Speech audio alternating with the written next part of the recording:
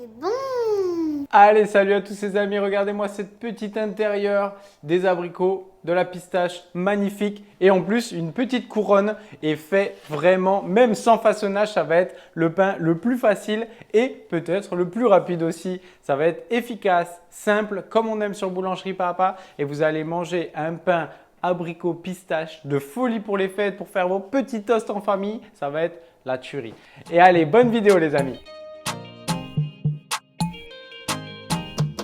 Allez, j'ai pesé tous mes ingrédients, on check ça ensemble et c'est parti pour le pétrissage. Donc j'ai pris deux types de farine, de la T65 et de la farine T80. Donc c'est une farine de blé écrasée sur meule. Là c'est une farine que je ne connais pas mais elle n'est pas très typée. Normalement la meule elle a tendance à être un tout petit peu plus grise. Donc là j'ai pris 175 de chaque, 175. Mon sel 7 grammes. Ma levure fraîche donc 2 grammes. Si vous avez de la levure sèche, vous pouvez en mettre 1 gramme, ça suffira largement. Pour mon eau, j'ai pris de l'eau avec une température de base à 64. On va faire un pétrissage amélioré normal. Si vous avez des doutes sur le pétrissage, regardez cette vidéo. Elle vous aidera à mieux comprendre. Mon levain liquide, oh il est beau, rafraîchi à 3 heures. Étant donné que c'est un pain avec de la levure, en plus, vous n'avez pas besoin de rafraîchir votre levain au cas où. Mon levain liquide, 35 grammes et voilà, mes abricots coupés et mes petites pistaches que j'avais fait mettre au four, que j'avais torréfiées hier tranquillement. Et là, elles sont bien froides, elles sont parfaites. Mes petits abricots, 70-70. Si vous êtes gourmand, vous pouvez monter et faire plus. Pour le pétrissage, on va mettre notre eau, toujours en premier dans les batteurs. Ça évite qu'il y ait des poussières de farine et ça mélange mieux. Ensuite, dans mon eau, tranquillement, généreusement, gentiment, on va se mettre notre levain, donc nos 35 grammes de levain liquide. Hop, le reste, on y mettra de côté au froid pour nos prochains pains, comme d'habitude. Ma levure, mon sel et mes farines. Et je vais mélanger 4 minutes en première vitesse, 6 minutes en seconde. Et pour l'instant, sans les pistaches ni les abricots, bien sûr. Allez, je mets tout crochet, on ferme. Vitesse tranquillement au démarrage, comme d'habitude. Et là, on part sur 4 minutes à cette vitesse-là. Voilà, et après les 4 premières minutes, tranquillement, on va se mettre 6 minutes à ce rythme-là pour l'étirage soufflage. Allez, après 6 minutes, hop, j'ai ma pâte qui est bien pétrie. Je vais mettre mes abricots et ma pistache. Donc, je le mets toujours à la fin, juste pour mélanger, pour ne pas abîmer le réseau glutineux. Donc là, j'avais prévu 70-70. Peut-être que ça va faire beaucoup. Je vais regarder, ça fait 20%. Hein. Normalement, c'est ce qu'on met quand on incorpore des fruits. Ça me paraît déjà gourmand ou croquant. Allez, je vais déjà mélanger ça. Il en reste un tout petit peu de côté. Et là, je mélange 1 minute gentiment en première vitesse. Surtout pas de deuxième pour pas abîmer le réseau glutineux. Allez, après 1 minute, donc ça va vous donner une pâte bien pétrie, un tout petit peu collante. Je la dépose dans mon bac graissé, un petit bac avec un petit peu d'huile de pépins de raisin. Je fais un premier rabat. Je mélange, je mets tout sur le milieu. Je tourne, hop, je boule entre mes mains, voilà.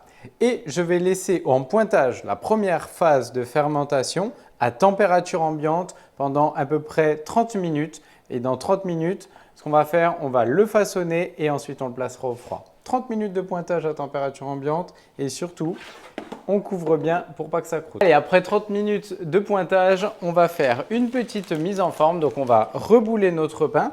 Je vous conseille de fariner gentiment votre plan de travail. Vous basculez votre pâte dessus, fariner. On va dégazer. On va rabattre notre pain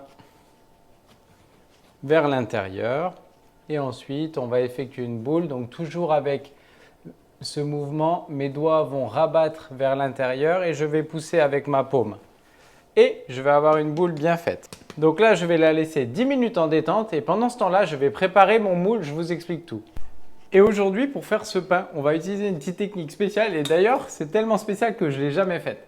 Je vais prendre un petit moule rond comme ça, c'est un peu des moules à ça va, ça vaut 3 euros, 3-4 euros dans les supermarchés. Je vais prendre ce moule et on va essayer de se faire un pain du coup en couronne ronde. Donc après 10 minutes de repos, de détente, on appelle ça, on va passer au façonnage. Avant, on va chemiser un petit peu notre moule avec un linge pour recevoir notre pain. Allez, c'est parti, je vous montre tout ça en détail. Alors, pour la préparation de mon moule, moi, ce que je fais, je vais tout simplement prendre des petits chiffons qui me servent d'habitude de couche, de façonnage. Donc c'est des bouts de chiffon que j'ai découpés. Donc je pense pas qu'en une fois ça peut… Ah mais si, ça va marcher, parfait. Donc là j'ai prévu pour à peu près 700 g de pâte, ça devrait suffire pour la taille. Donc le moule est un peu plus grand que ma main, ça va largement suffire.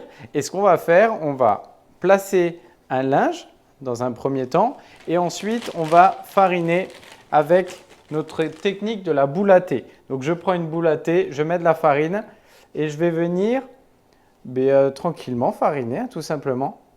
Et la petite technique, c'est qu'on va le faire façonner la tête à l'envers. On appelle ça tourne à gris. Ça va être magnifique. Ça va faire comme chez les pros. Je mets de côté. Une fois que ma boule a 10 minutes de détente, donc il y a plusieurs solutions pour faire des couronnes. Là, on va faire vraiment la solution la plus simple.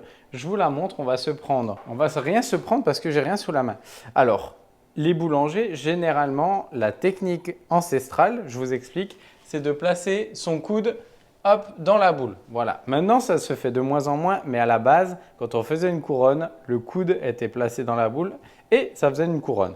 Là, tout simplement, ce qu'on va faire, soit vous prenez un rouleau avec un bourron ou alors tout simplement, hop, vous percez un tout petit peu au milieu. Ça va vous donner une couronne. Donc là, il n'y a rien de plus facile, il n'y a rien de plus simple. Je ne peux pas faire mieux.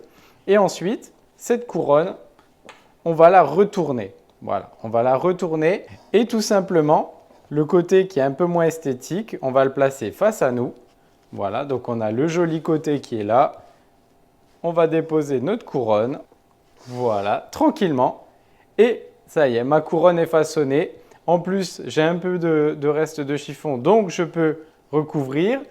Et là, deux solutions. Soit je laisse pendant 10 heures à 4 degrés, donc je la mets au frigo. Et le lendemain, je passerai à la cuisson. Pas de problème, c'est faisable, il n'y a pas beaucoup de levure, donc ça ne craint rien. Sinon, je laisse 1h30 à température ambiante et dans 1h30, je passe au four. Voilà, deux choix. Là, aujourd'hui, je la fais en direct, mais on peut très bien la laisser pousser au frigo et demain, au bout de 10 heures, on l'enfourne et vous aurez une pâte comme chez les pros. Allez, 1h30 à température ambiante et on passe au four. Allez les amis, après 1h30 de pousse à température ambiante ou d'après, voilà le terme professionnel, on passe à la mise au four. N'oubliez pas au bout de 45 minutes de bien préchauffer votre four à 250 degrés. Le pain, il faut que ça cuise assez chaud. C'est parti. Allez, normalement, c'est bien poussé. Ça a pris toute la place dans le moule. Quand on appuie, on voit que ça commence à être un petit peu fragile, c'est que c'est l'heure. Donc, la technique. Je vous explique. Moi, je vous ai rappelé la dernière fois, j'utilise de plus en plus mon papier de verre, là, mon tissu, ma toile de verre. Ça me sert à cuire, ça me sert à couvrir mes pâtes. Retrouvez le lien sous la vidéo. Donc, pour ça, ce que je vais faire, vu que je vous rappelle que le beau côté est à l'envers, je pose mon tissu de verre sur lequel je vais cuire mon pain. Je prends une planche de la bonne taille. Voilà. Je viens bien saisir à droite et à gauche et je tourne d'un coup sec. Et ensuite, je vais enlever dans un premier temps mon moule et mon tissu en faisant attention de ne pas en mettre partout parce que normalement, c'est pas mal fariné. Je mets de côté et là, j'ai une pâte qui est bien poussée, qui marche bien. Tout va bien se passer, j'en suis sûr. Vous prenez, soit vous farinez, soit non. Vous pouvez mettre un petit pochoir. Vous pouvez faire tout ce que vous voulez. Moi, je vais prendre un petit tamis. Hop, mon petit, comme d'habitude, ma petite boule à thé. Je vais tamiser mon petit pain. Voilà. Ensuite, je vais me munir d'une lame. Bon, ça, c'est des lames de pro de boulanger, mais vous pouvez tout à fait utiliser une lame de rasoir standard, simple. Donc ça s'appelle une grignette. Voilà, un truc comme ça. Il y a plein de noms. C'est un bout de lame de rasoir, voilà, qui va parfaitement aller. Et vous allez lamer selon vos envies. Souvent, on va faire 4, mais là, pour avoir plus d'esthétisme, je pense que je vais en faire 5. Vous allez voir.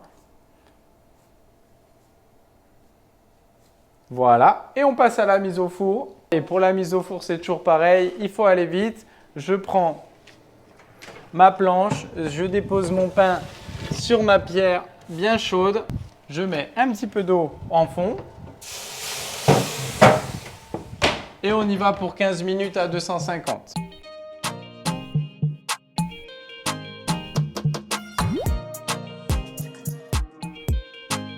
Et allez les amis, on passe à la dégustation. Hop, le petit couteau. Donc là, vous avez vu ce petit aspect très sympa et sans effort, hein. On n'a rien fait, hein. Franchement tranquille, hein. On n'a pas eu à s'embêter. Donc là, il n'y avait pas le coup de lame, c'était un tout petit peu moins esthétique. Hop, du coup, on va se le couper là. Voilà, on va pas gâcher, hein. Donc le but de ce pain, c'est de se faire des petits toasts au foie gras. Alors là, ça va être le Seigneur. Et là, la petite pistache, les petits abricots. Donc ça veut dire bon, bah, qu'il y en a assez, hein, déjà en mettant la dose. Et on va se goûter ça. Mais là, ça a l'air vraiment délicieux. Je goûte ça. Ce qui est très bon, c'est que c'est pas trop cuit. Là, c'est parfait. Quand vous tombez sur les pistaches, ça croustille. Ah là, franchement, c'est pas dur, vous pouvez pas vous arrêter. Ça, c'est sûr, c'est clair et net.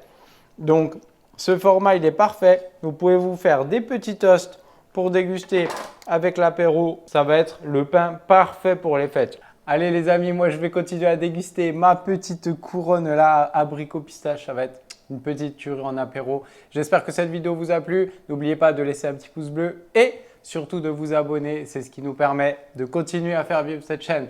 Allez, merci, à bientôt sur Boulangerie Papa. Ciao les amis!